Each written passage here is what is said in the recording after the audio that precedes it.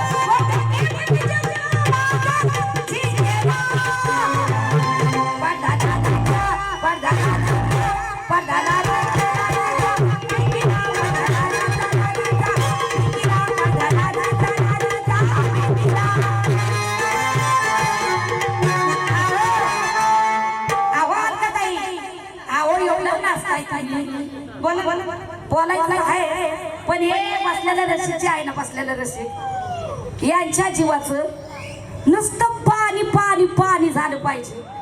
समोरच्यांचं त्यांच्या जीवाचं पाणी पाणी झालं पाहिजे. आमच्या ताई पण बसल्यात, त्यांच्या जीवाचं नुसतं पाणी पाणी झालं पाहिजे. हा इकडे आहे ना, तुमच्याकडे बी चान्स आहे ना.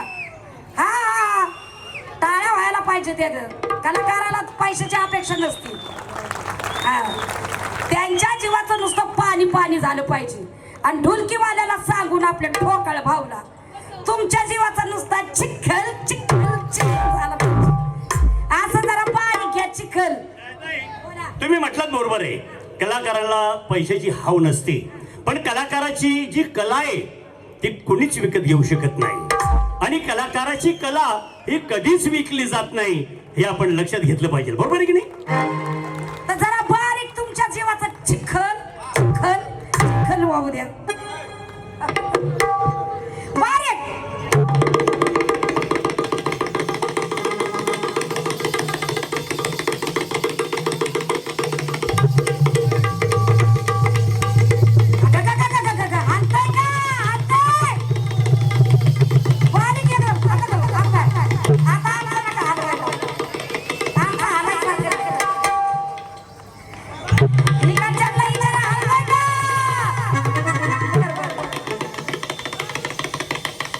कसा चिखल हालतोय बाबा.